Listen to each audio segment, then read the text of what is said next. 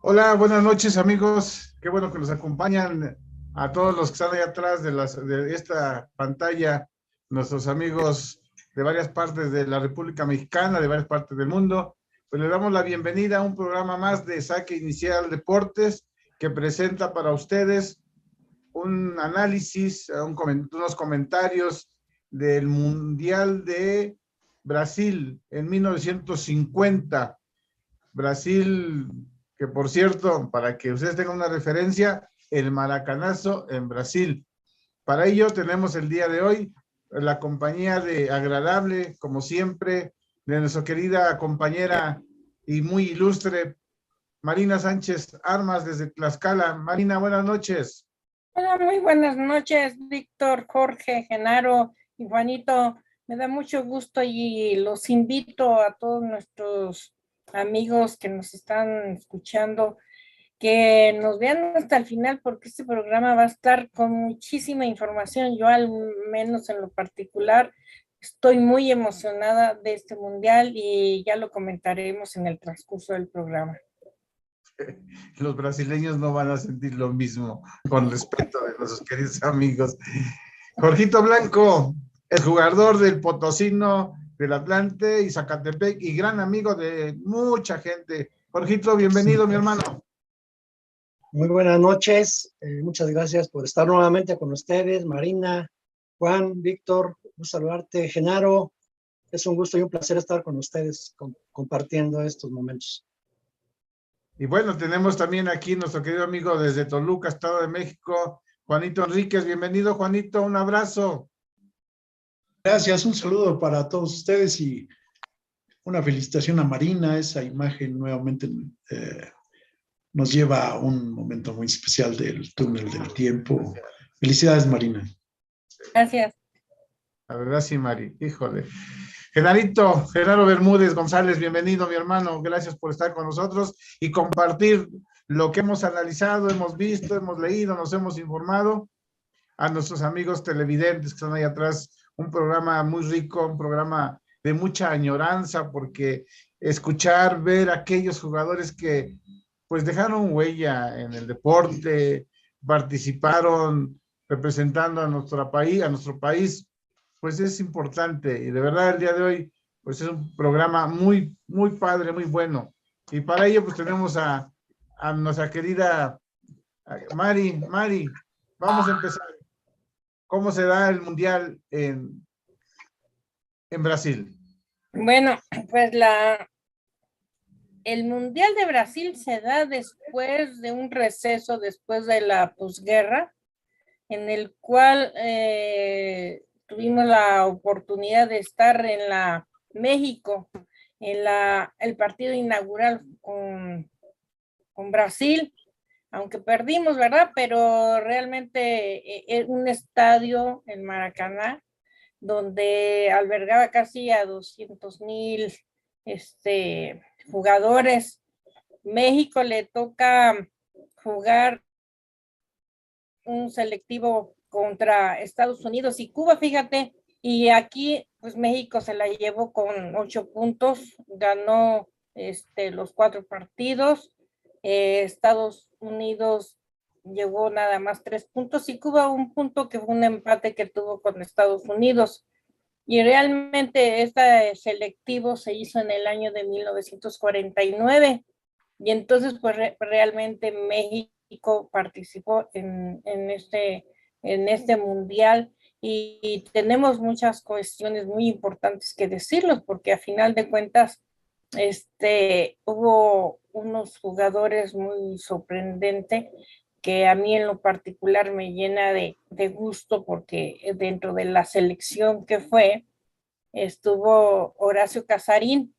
Y fíjate, te comento, yo siempre con mis anécdotas particulares, yo vivía en la Ciudad de México y mi hermano Manolo estudió precisamente en el colegio de Horacio Casarín, se llamaba Colegio Casarín, y tuvimos la oportunidad de conocerlo y de convivir con él y fomentar ahí también con los alumnos, el, el jugador que fue uno de los mejores del siglo pasado y fue Horacio Casarín, que en ese entonces fue un excelente jugador. Y también de otra manera muy particular me toca referirme a Luis de la Fuente. Luis de la Fuente, que fue un jugador también muy bueno de Veracruz. Y fíjate, mi primo de mi papá, ¿cómo ves? Estaba en El una famoso tía mía, Fuente. sí, una tía mía se casó con Luis Pirata Fuentes, fíjate. Y entonces de ahí es donde empezaban a jugar los primos y él estuvo, Luis Pirata Fuentes, fíjate, fue el primer jugador que jugó en Europa, aunque pasó muy desapercibido, pero fue el primer jugador de mexicano que jugó en España, ¿eh? Entonces, son grandes datos importantes que tenemos dentro de este mundial que llega a México en el año de 1950. Genaro.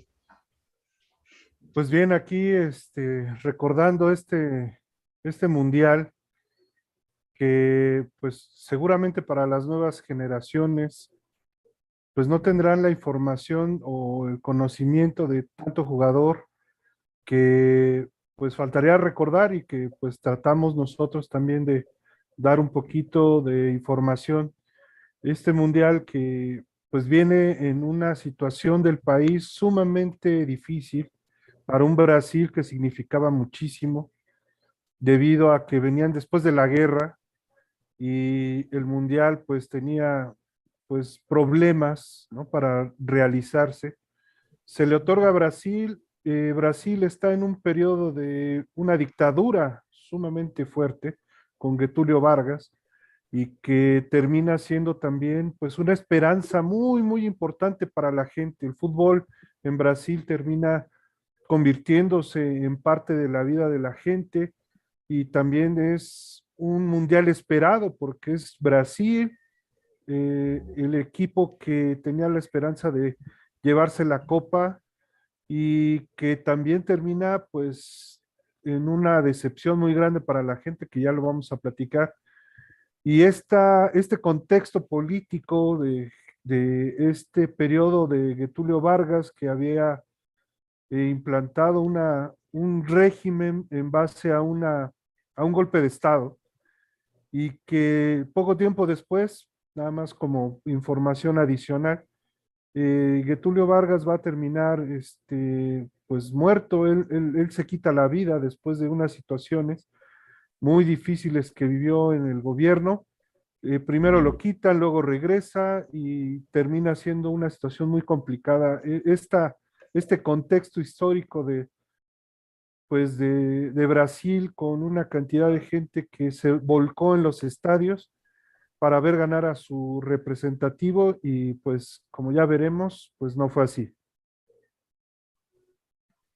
Juanito, ¿cómo ves cuando llega a Brasil pues después de 20 años que se detuvo los mundiales, muchachos, se detuvo los mundiales y le toca organizarlo por suerte, porque fue suerte que Brasil haya sido el único, pues que se aventó la bronca y eso se lo deben al famoso Jules Rimet, que se llama, el famoso nombre que lleva la copa, porque él hizo todo lo imposible para que ellos tuvieran pues la oportunidad de llevarse a cabo el mundial en ese país, lo aceptaron, pero también hay que reconocer que pues lo clásico, ¿no?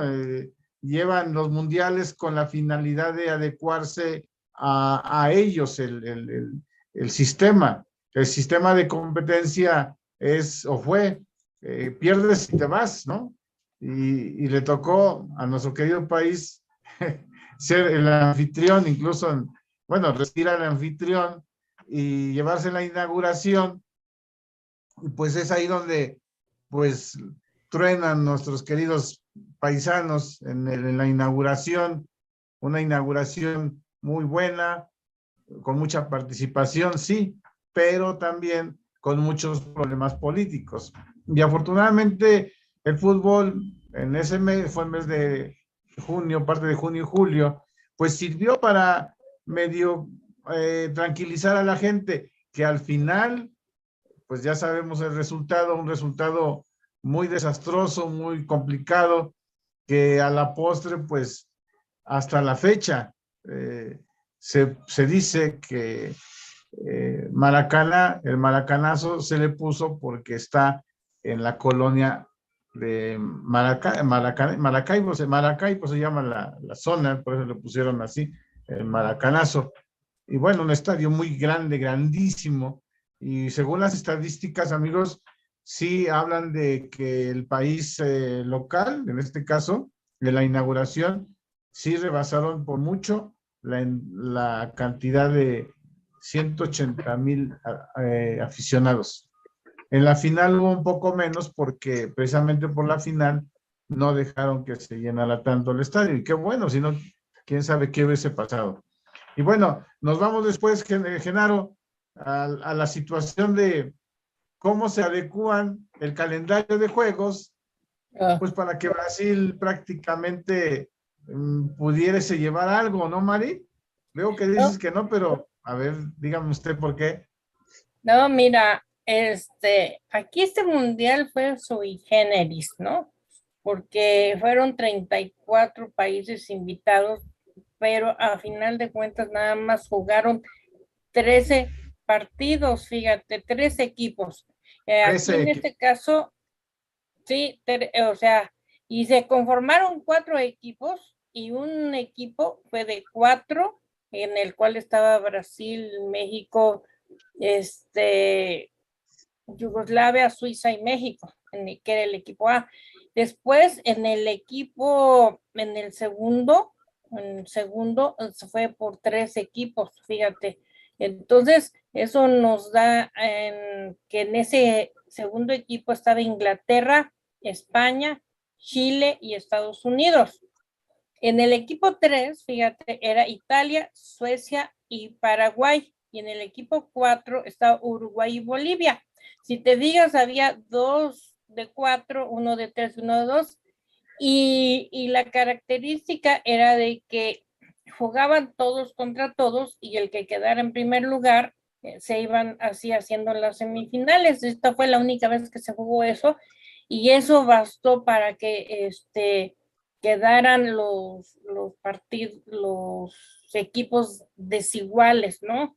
Entonces, imagínate, aquí quedó Brasil, España, Suecia y Uruguay como cabezas de los grupos disparejos.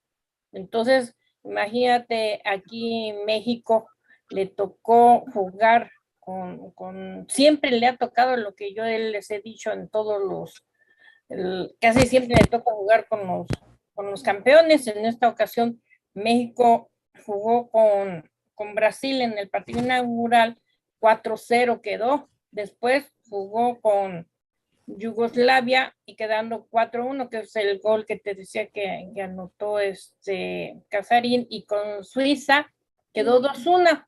Fíjate, y un dato curioso en el partido de Suiza es de que empezó 25 minutos después del partido, porque aquí hubo que los dos llevaban el mismo tipo de Uniforme. colores, y entonces a pesar de que México tenía que llevaba el de azul marino con guinda, con azul marino, lo mismo llevaba Suiza. A final de cuentas, México tuvo que acceder y cambiarse el uniforme, pues prácticamente porque los suizos no llevaban otro uniforme, ¿tú crees? Y entonces, pues es un dato curioso que hay que recordarlo, ¿no? Dentro del partido que jugó México con Suiza, de los uniformes, ¿no?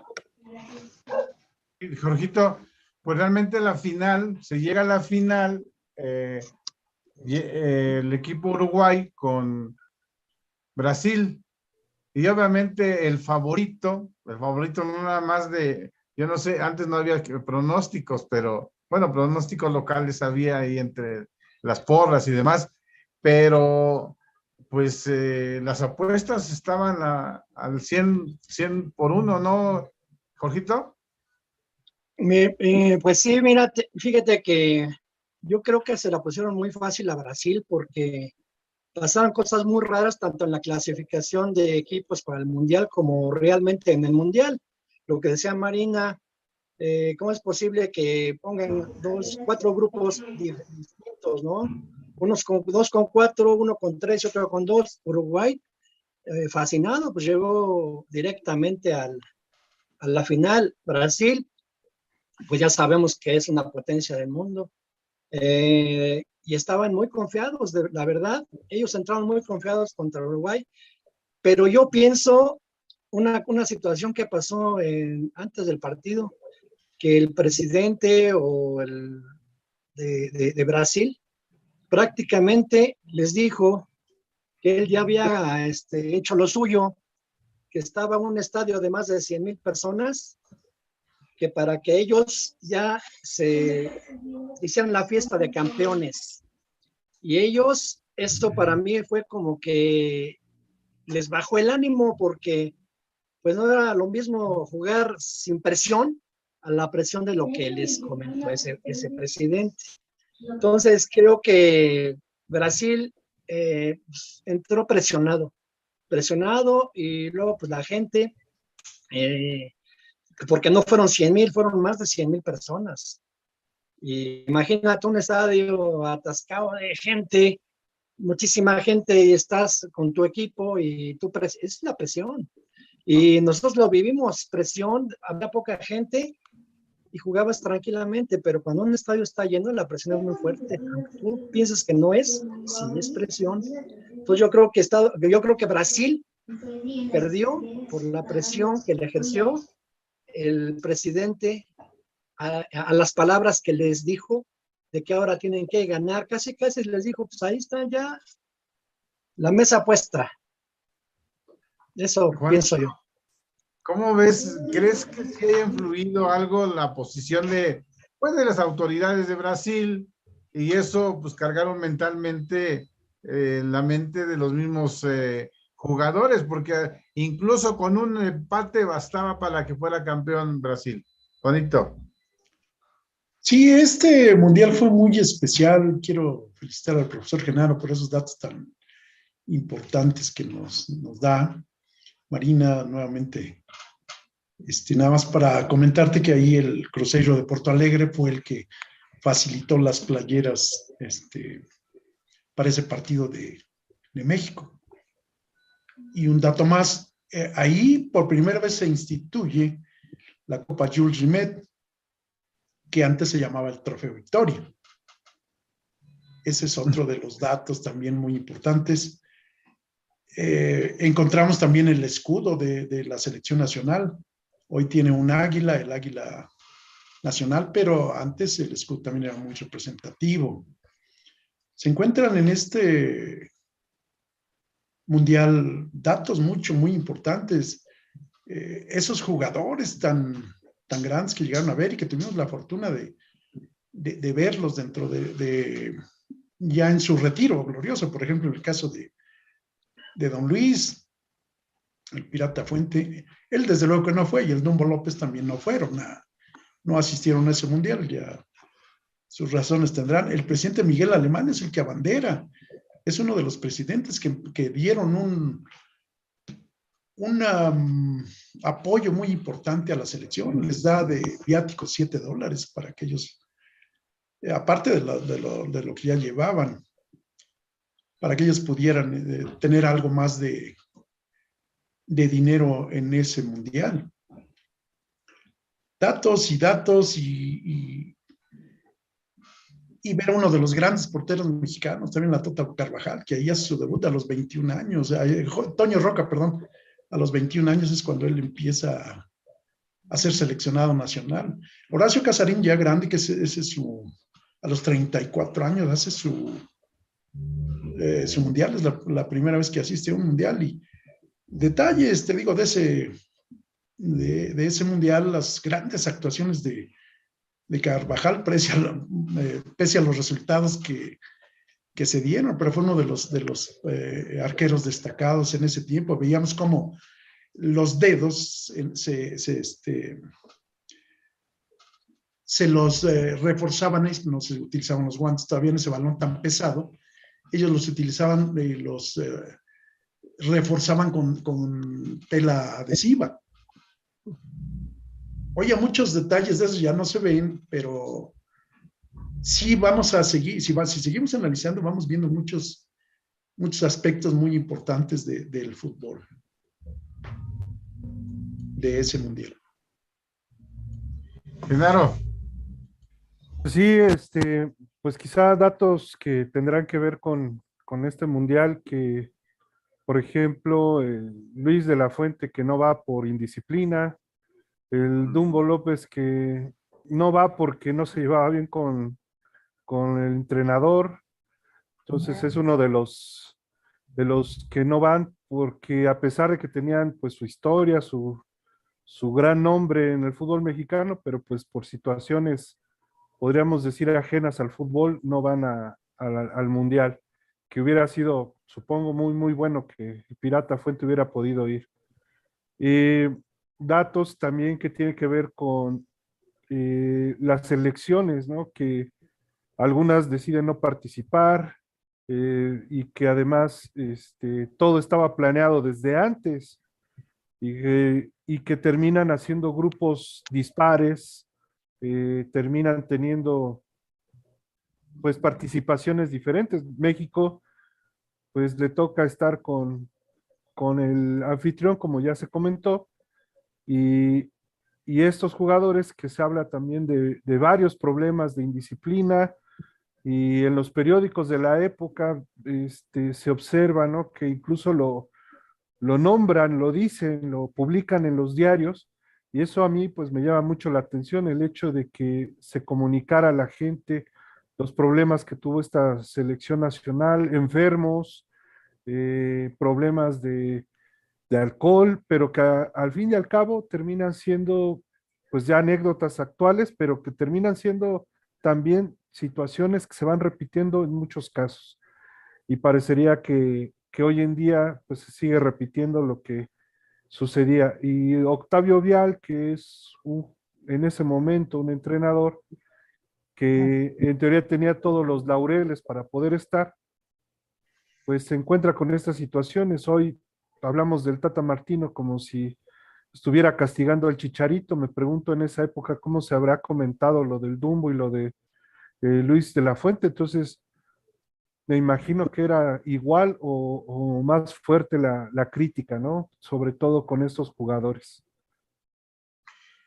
Importantísimo lo que comentas, ahorita llegamos al punto, pero también, Mari, en Brasil hubo muchos excesos en el sentido de, pues, que la gente supiera que iba a ser campeón Brasil, y por esa situación, cuando pierde con Uruguay, que fue un partidazo de los uruguayos que pues, realmente sacaron todo, jugaron con el corazón y ganan 2-1, el marcador 2-1. Hay unas narraciones de antaño donde te cautiva mucho el narrador de los goles, fiesta en Uruguay. De ahí viene el famoso Maracanazo, Mari. Incluso tu papá fue allá, si no mal recuerdo. No, claro que sí, sí fue, mira, después de la posguerra, él fue en la oportunidad de su primer mundial que asistió.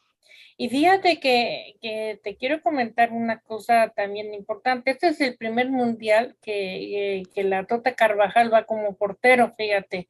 Es muy importante y México quedó en 12º lugar. Pero en relación a lo que comentas, era una predisposición que ya tenían la gente, los periódicos ya tenían los titulares, inclusive bien decían en el partido, decían, venimos a confirmar de que Brasil es el campeón.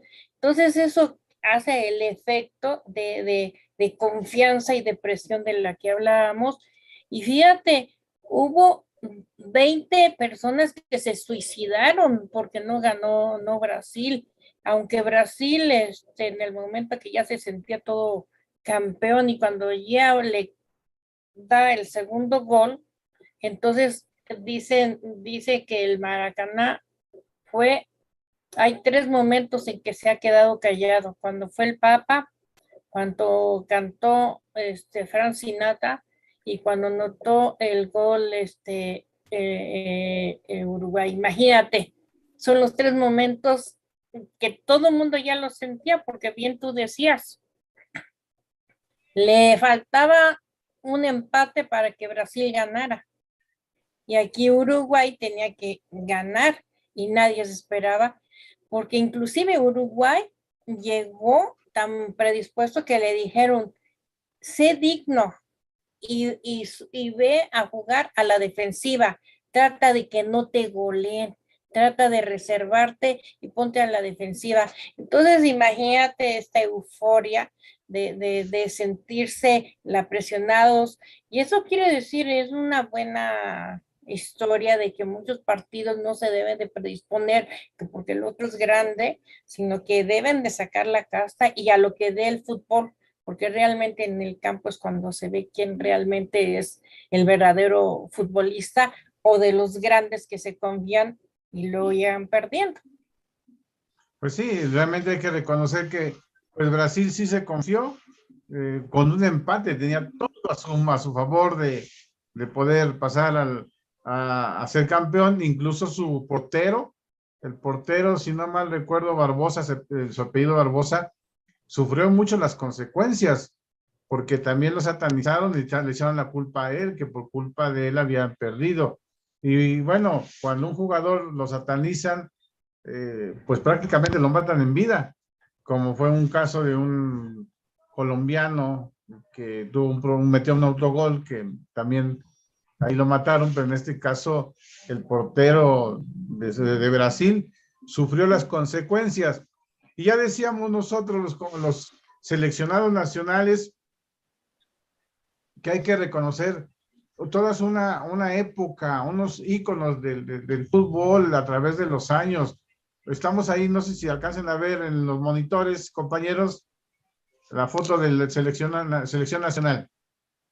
¿Sí la ven?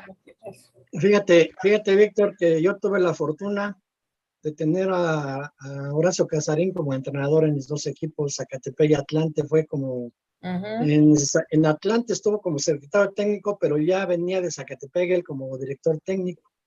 Teníamos mucha amistad con él, sí, una excelente persona, y como tú dices, jugábamos con los balones de cuero que tenían unas agujetas, y ese señor Casarín tenía la frente mayugada de tanto golpe en la cabeza. Una vez nos invitó a su casa ahí en San Ángel. Él vivía ahí en San Ángel por Revolución y no me acuerdo cómo se llama la otra calle. Tenía una fuente con un balón de piedra.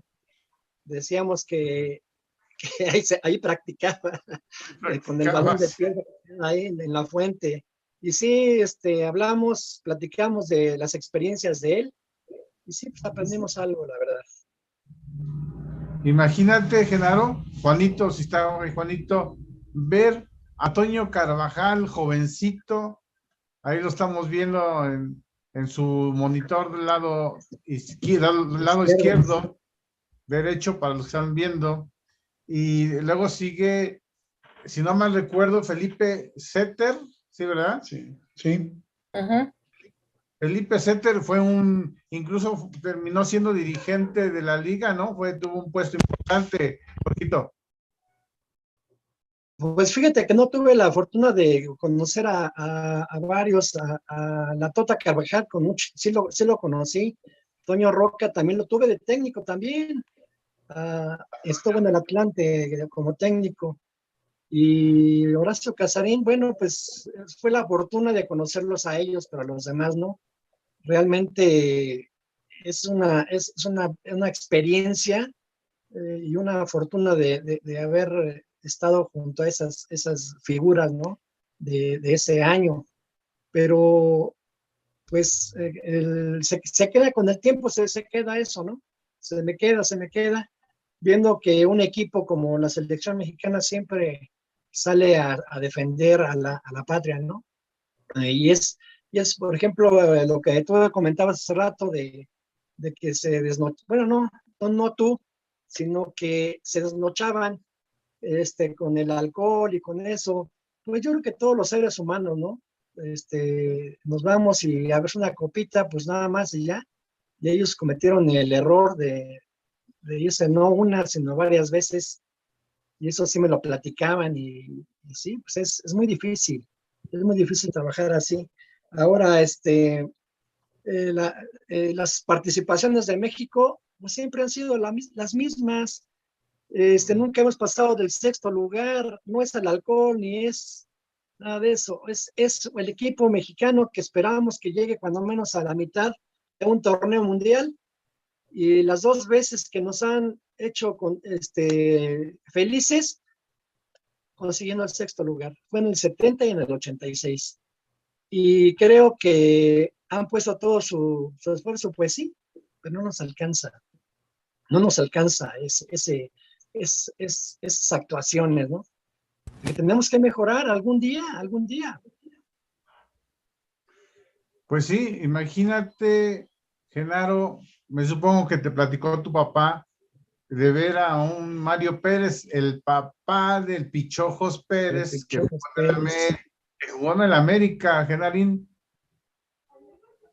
Sí, mi papá sí conoció a varios, fue compañero de Mario en la selección y conoció al señor, en este caso, que participó en este mundial.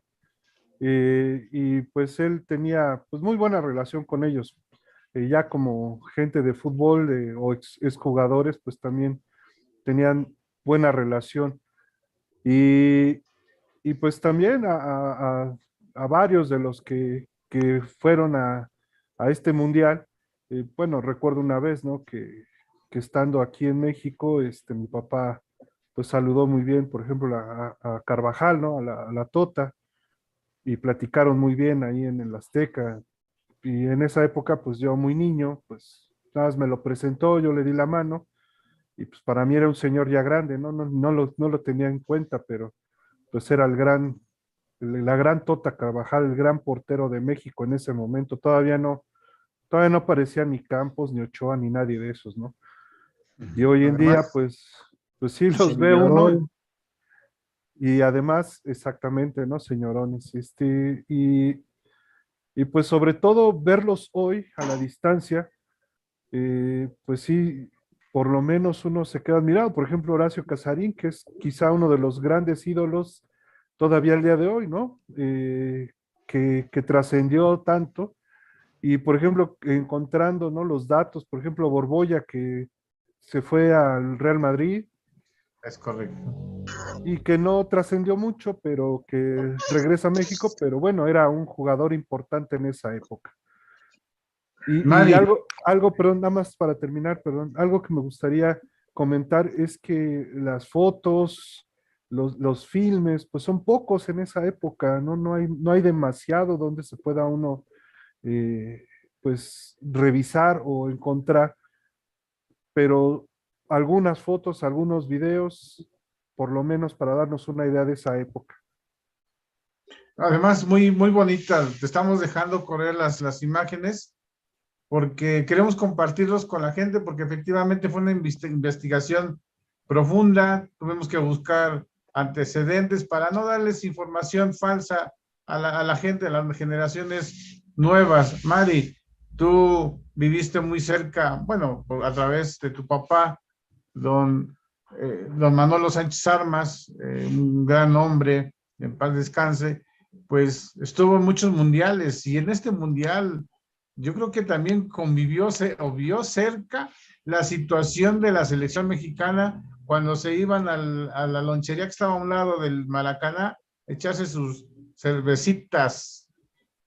Sí, fíjate que en ese tiempo no se convivían, como salían los viajes, se convivían los que iban a los mundiales, convivían directamente como parte del seleccionado.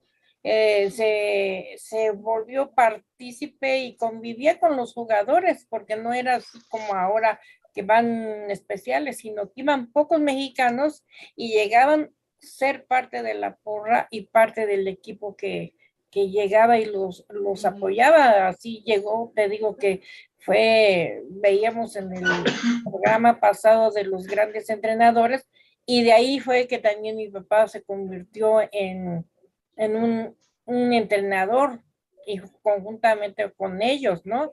Con Nacho Treyes, Raúl Cárdenas. Cárdenas, con Roca, con todos ellos, porque iban todos conjuntamente y fue entrenador. Y mira, también te quiero comentar una cosa muy importante del estadio. Fíjate que el estadio Maracaná, ya comentamos que era un estadio muy grande, pero el estadio tenía la fachada aún sin pintar, y se había decidido dentro de la promoción que el estadio se pintaría con los colores del equipo campeón. Como en aquel entonces la camiseta de Brasil era blanca, lo cual a partir de ese partido ya no la volvió a usar en ningún mundial que llevara la camiseta blanca, precisamente por esa cuestión psicológica de que perdían. Todos esperaban que el estadio era blanco y que se quedara así porque Brasil iba a ser el campeón. Y pues cuando gana Uruguay, lo pintaron de azul, y este color azul lo mantuvieron hasta el año de 2013. Y cuando le preguntaban a los brasileños que por qué estaba pintado de azul, y dice, es que era la bandera que se utiliza en Río de Janeiro. O sea, era una manera de sacar una disculpa, ¿no? Pero pues este es un dato muy importante, porque esto hasta el 2013 fue que se cambió del color el Maracaná, imagínate. Juanito, estábamos comentando que también fue la primera vez que se pusieron obligatoriamente los números para identificar a los jugadores, pero también, muchachos, el arbitraje no intervenía tanto, no hacía tanto pues faramaya, valga la expresión, como ahora con tantos árbitros para un partido. Ahí antes nada más eran 3, y si acaso toman en cuenta nada más el árbitro central, pero no había otra, y no había tarjetas todavía, Mari, todavía no había tarjetas, Juanito, no había tarjetas. No existían. No, y mira, hay una cosa bien importante. El único árbitro mexicano que estuvo en ese mundial se llamó Carlos Esteves Tejada. Y fíjate, fue el único árbitro mexicano que dentro de todos que estuvieron participó él ahí, ¿eh? Es correcto, Mari, qué bueno que tienes ese dato muy preciso para que vea don Enrique Mendoza Guillén, que tenemos gente que sabe de los árbitros que estuvieron en el Mundial, y efectivamente Esteves estuvo ahí en ese Mundial. Digo, no avanzó porque sí necesitábamos árbitros que representaran a México, como en algunas ocasiones lo llegó a hacer Codesal, lo llegó a hacer Archundia, lo llegó a hacer Mario Rubio. ¿Vale? Mario Rubio, Toño Márquez. Pues ya no hay esos monstruos en México, lamentablemente, y pues es una situación de ese mundial de Maracaná o de Brasil, dejó muchas enseñanzas, Juanito. Sí, ahí vemos en ese mundial, digo, como todos han sido diferentes, ¿no? Pero afortunadamente empiezan los números, ahí se empieza a jugar ya con la playera numerada. Desde luego no había cero publicidad, pues no había nada de eso. El fútbol se jugaba todavía con boinas. No había los un porteros puma utilizaban boinas, sí, eran muy pesados sus uniformes, cero publicidad. Ahí encontramos un dato importante, lo que decía Marina, de los uniformes. Recuerden que en México, en el 86, la selección de Argentina tuvo que ir a comprar los uniformes a Tepito por algunas cuestiones también que se igualaron los colores de los uniformes. Entonces, ¿qué hacíamos en ese momento? Pues no había, pero existía Tepito, donde encuentras de todo, y ahí se compraron los uniformes de la selección nacional. Las malas actuaciones de los jugadores no es de ahora. Digo, esa fue la primera, pero si encontramos, por ejemplo, la vergonzosa actuación de la selección nacional en los Olímpicos del 68, ahí vamos a encontrar también jugadores, lo que decía Genaro, que fueron satanizados y casi ya no tuvieron esa participación por esas malas actitudes que tomaron dentro de esos encuentros. Si recordamos el Mundial los Olímpicos del 68, donde también ya México tenía pues casi asegurado el tercer lugar, no fue así, por esas malas actuaciones y por esos vicios de algunos jugadores. Y mucho tiempo después se fue dando también en otras elecciones esas mismas actitudes. Entonces así no podemos llegar. Seguramente nuestra generación ya no vamos a ver a la selección mexicana más arriba de esos lugares que ha obtenido. Yo creo que va a transcurrir mucho tiempo. Tenemos que cambiar la mentalidad. Tenemos que cambiar muchas cosas para que podamos aspirar a más. No puede ser que a ese Mundial de Brasil haya llegado a una selección en esas condiciones. Y decía el masajista, que es una parte importante de todos los equipos, que él mejor curaba crudas que lesiones. Entonces, ¿a qué estábamos jugando? ¿A qué íbamos? Aparte lo que dice Marina, de esos viajes que hacían los aficionados, imagínate el tiempo que hacían para trasladarse de México a Brasil, seguramente lo hacían en barco. No sé, sí. Marina nos puede más sí. dar datos más importantes, pero imagínate la travesía que tenían que hacer para llegar a presenciar esos encuentros y que venían decepcionados de ese tipo de actitudes. No se vale, son profesionales. Tuve la fortuna de conocer, les digo, a Toño Roca, ya de manera personal, a Cinco Copas Carvajal, a don Horacio Casarín, y es una satisfacción. Yo en ese mundial todavía no nacía. Tuvieron que pasar otro mundial para que yo ya empezara en esta... También muchos de nosotros no hemos nacido. Y ahí podemos encontrar ejemplos también, lo que decíamos del arbitraje, lo que mencionaban del arbitraje los compañeros, de que en México ha habido representantes a nivel internacional del arbitraje y Silbato de Oro, el mejor árbitro de esos mundiales. Ahí podemos encontrar a Mario Rubio, podemos encontrar a don Edgardo Codesal y así mucha gente que han puesto con esas actuaciones el nombre de México muy alto y en primer lugar. Lo que no han hecho jugadores, don Horacio Casarín, con todo respeto, el Pirata Fuente, que el estadio de Veracruz lleva su nombre y es por algo. Pero vamos a encontrar jugadores apáticos como Hugo Sánchez, con todo respeto, que él no demostró nada a nivel de selección nacional. Y así podemos seguir mencionando una cantidad de gente, ¿no? Que no tuvieron ese profesionalismo para defender la playera.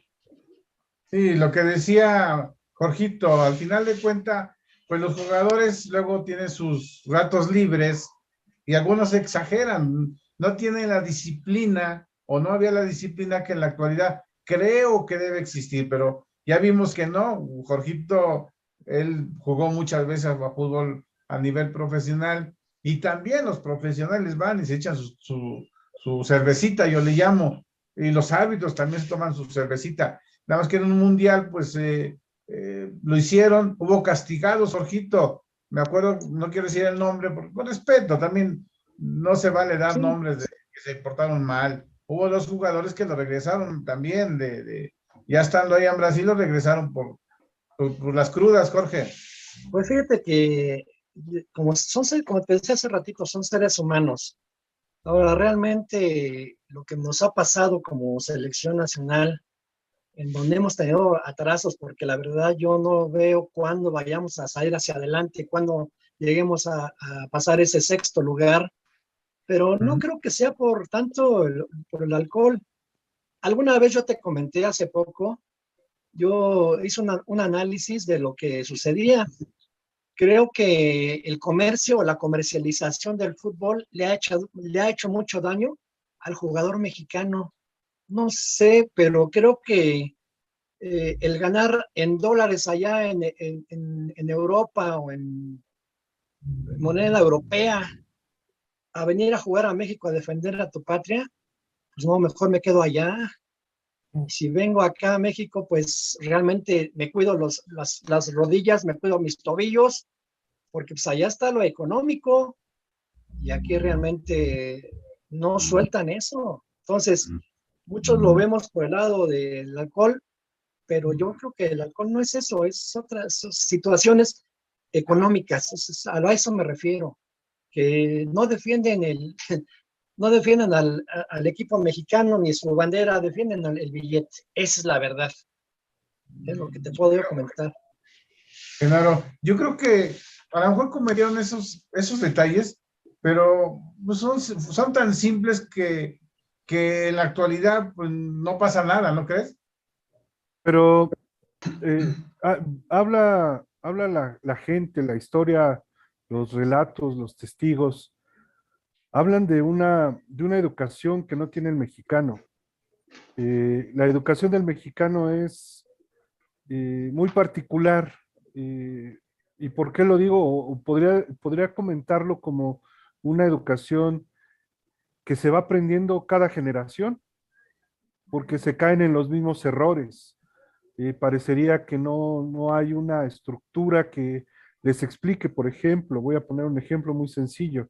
Cuando llegan los jugadores a selección nacional, pues deberían de tener muy en claro esto que estamos viendo aquí, esta historia de la selección mexicana.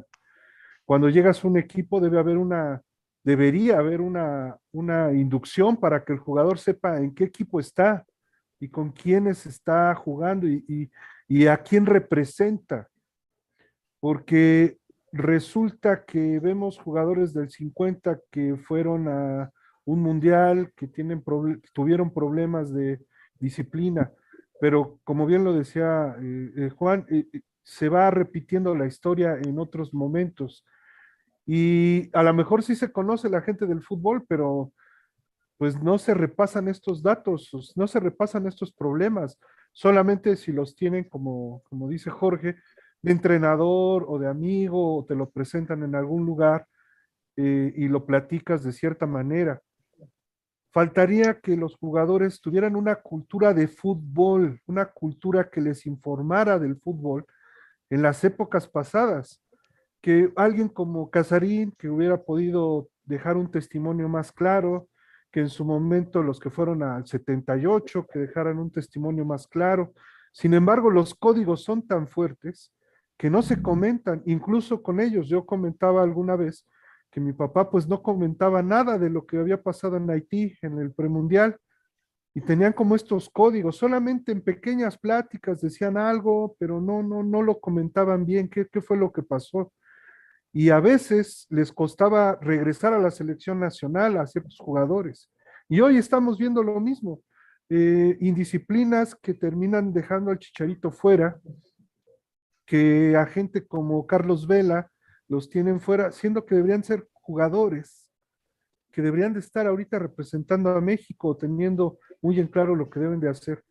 Y desgraciadamente esa cultura de no ser futbolistas profesionales de tiempo completo provoca que no tengamos esa representación. Por eso cuando Jorge habla de que México no va a salir, es porque no lo vamos a ver hasta que se cambie la estructura, el sistema, la educación y que el jugador se entienda como un jugador de 24 horas profesional, ¿no? Que creo que esa es la parte que muchos deberíamos de ver. Híjole, qué crudo, pero es la realidad, Mari. Y mira, con respecto a lo que está diciendo Genaro, mira, estamos analizando aquí el maracanazo, ¿no? Que quiere decir esa forma de que le vendieron a los brasileños de que ya eran campeones, de que iban para afuera.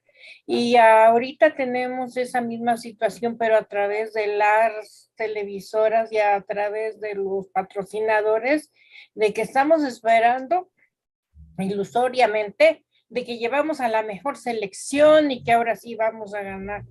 Y realmente estamos con esa esperanza de que todos los mundiales llevamos una selección ganadora.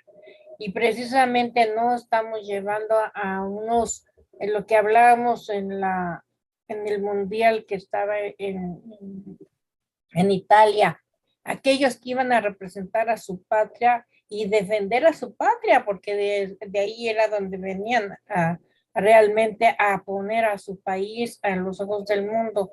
Ahorita vemos que la mercadotecnia, la publicidad, eso nos venden una imagen de superhéroes en donde no los estamos teniendo.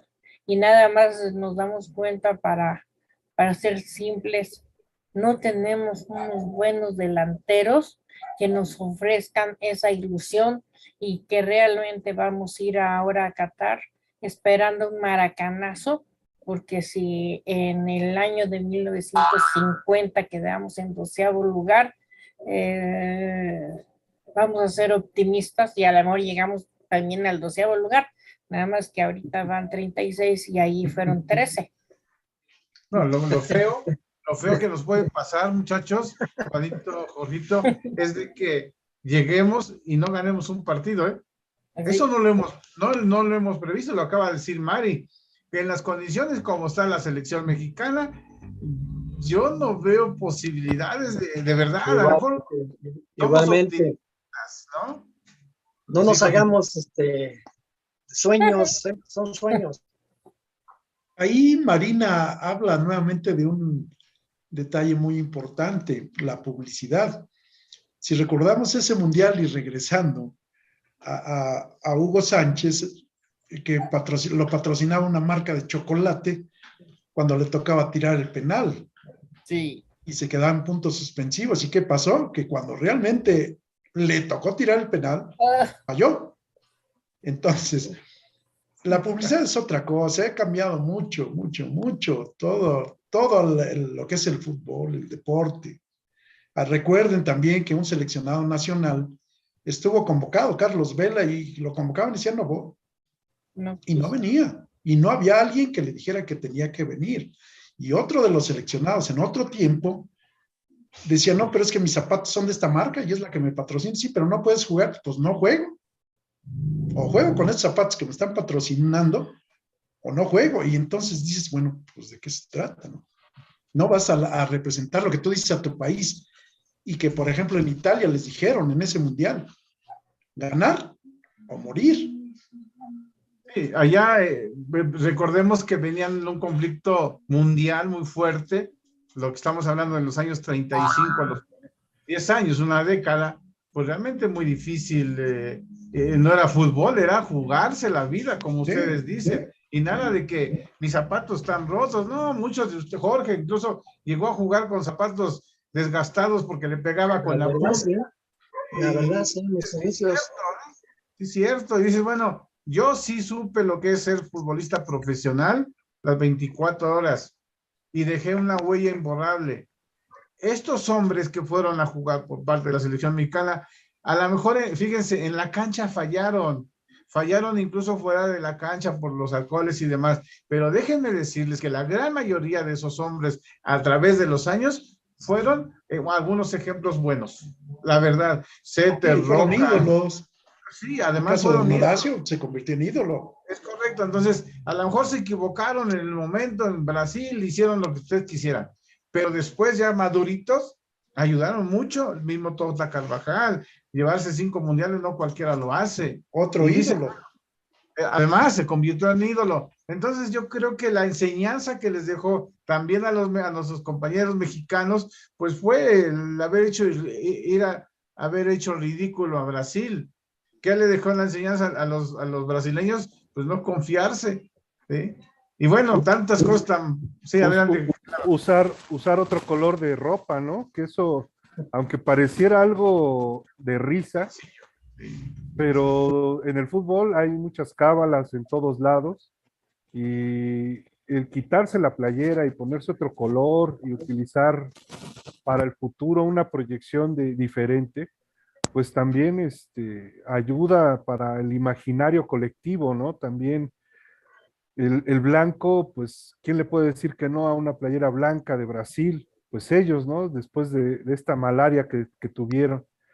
Y a fin de cuentas, también en México, pues, hoy en día el color va y viene, ¿no? Se lo quitan el verde, ponen negro, ponen color rojo, vino. Lo psicológico. Y es que es la marca que los patrocina, es la que les pone el color. Ya olvídate los distintivos nacionales, ya se acabaron. Hoy la marca que los patrocina tiene que ponerse el calzado, las medias, y la playera y el short, todo. Hasta el número se los pone a su gusto. Imagínate, ¿Por qué? Porque Jorge. lo está patrocinando. Juanito, imagínense que se ponen, por ejemplo, el Cruz Azul se pone una roja cuando antes parece la del Toluca y viceversa, no encuentran realmente una identidad, la perdieron también por los uniformes y eso se lo ha tragado la comercialización. Sí, claro. Por eso los selectivos están mal, están chatos, ya lo dijo Genaro. El fútbol tiene que transformarse. Sí, Genaro. Y lo absurdo, ¿no? Por ejemplo, playeras que representan a un tartán, Sí. ¿no? Que no significa nada, ¿no? Una playera que nada más la compran una temporada. Para conseguir una playera de Brasil de ese tipo, yo, por ejemplo, mi papá tenía una con el 11, una original, que intercambió en un partido. Pero son playeras históricas, son playeras que valen muchísimo dinero y que además representan para un jugador que intercambia con otro jugador una playera por un evento tan importante como puede ser un mundial. Es decir, esa identidad se ha perdido en el fútbol. Hoy cualquiera llega, se la compra en una tienda, se la regala a alguien y le dice, pues ponle el número que quieras, ponle el jugador que quieras. Esa identidad, esa parte tan importante para un jugador o un exjugador, yo supongo que Jorge le ha de pasar lo mismo, que es tener una playera de esa época y decir, esta yo la usé, la sudé, me jugué el alma por esta playera, por este equipo.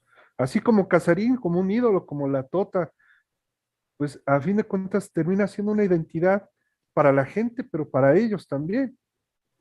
Fíjate, profesor, que, perdón, aquí en Toluca, los grupos de animación, ellos concursan para ver quién lleva la playera retro más original. Entonces, en la compra de esa playera, vas encontrando playeras ya de muchos años y llegar con esa playera, la porra, perdón, el grupo de animación te felicita.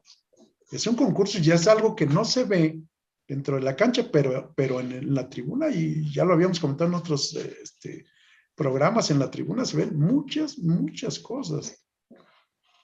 Esa señal que hacen ellos con el teléfono es algo creado en México, es algo muy bonito. Aquí en Toluca se da a conocer en esa final Necaxa, saliéndonos del tema, en esa final Necaxa Toluca, aquí en Toluca, el sí se puede. Y empieza como un murmullo, y nosotros que estamos a nivel de cancha, ese murmullo se crea un coro de todo el estadio, de toda la gente.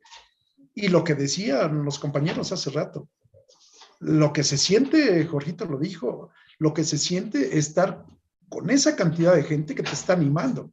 Tienes que responder, por lógica tienes que responder. Imagínense. Perdón por la interrupción, pero era importante el dato. No, está bien, Juanito. Incluso la identidad se ha perdido principalmente en México. En Estados Unidos no se pierde la identidad. Les voy a decir por qué. Vean el fútbol americano y todos tienen los mismos uniformes de hace años. En el béisbol tienen, los Yankees son los Yankees con su uniforme tipo cárcel, esos de cárcel. Bueno, todos los equipos de fútbol americano, de béisbol, de básquetbol, no cambian sus playeras aún. Y vean qué contratos tienen los jugadores en Estados Unidos. Y aquí se ha comercializado hasta los calzones de los deportistas.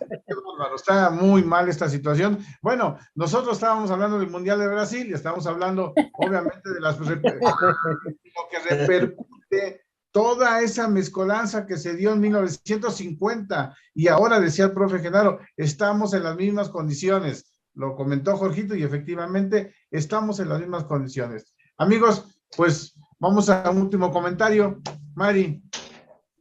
Pues no, nada más pedirles a nuestros oyentes que se suscriban al canal. Aparte de tener el túnel del tiempo, tendrán la mejor información deportiva, fútbol femenil, fútbol varonil, las ligas, anécdotas, entrevistas, y recuerden darle un like y lo agradeceremos con muchísimo a todos ustedes. Bonito. Desde luego que los comentarios de la gente que nos está viendo, la gente que nos está escuchando, sobre todo los jóvenes, aquí yo tengo 2 jóvenes de mi familia que están escuchando y desde luego que algo les va a crear, una inquietud se las va a crear. Dicen, caray. Y la gente que está que nos está viendo atinadamente y que al rato nos vas a dar esos comentarios acertados de la gente que nos está viendo, pues es para nosotros gratificante. Es para que le echemos un poco más de ganas, para darle a la gente ese túnel del tiempo, dónde nos situó, dónde quedamos. Y todas esas glorias, anécdotas que se han dado a través de ese maravilloso túnel que es el tiempo. Jorgito. Gracias. Pues solamente agradecerle a toda la gente que nos está viendo y escuchando, y estamos, como siempre lo he dicho, para servirles en lo que podamos ayudar, de los recuerdos de antes, adelante, y no tengo ninguna parte para compartir. No tengo ningún problema para compartir todo lo que le pueda yo ayudar a la gente. Gracias, buenas noches. Genaro.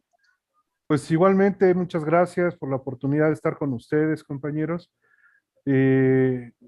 Gracias a la gente que nos puede observar ahora, mañana, pasado, el día que lo puedan ver. Y pues pedirles que le den su like, que nos contacten, se comuniquen con nosotros ahí en el chat para poder saber que están ahí, ver los comentarios y poder enriquecer más estos programas. Y pues agradecerles a todos este honor de estar con ustedes. ¿Quién tiene los comentarios, Genarito? ¿Los tienes por ahí?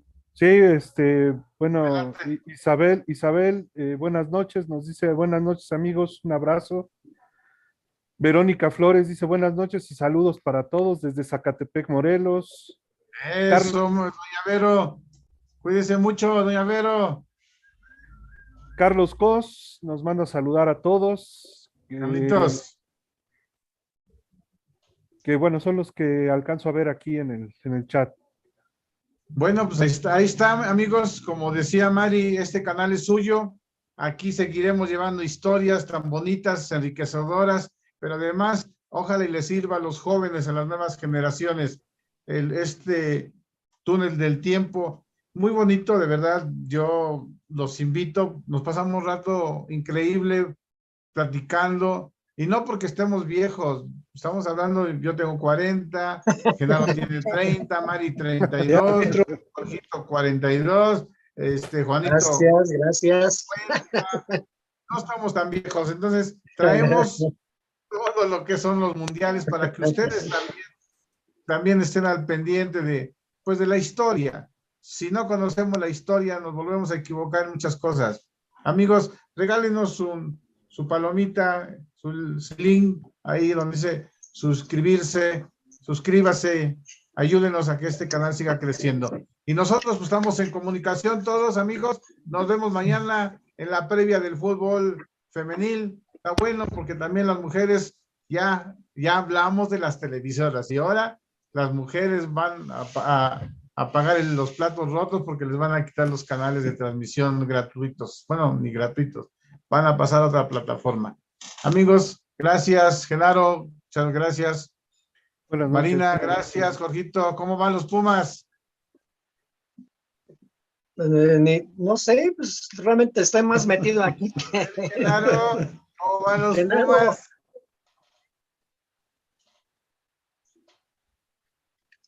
Van ceros. Bueno, nos esperamos a que metan gol Cruz Azul. Saludos a todos, amigos. Cuídense. Un abrazo a todos. Buenas noches, gracias, saludos.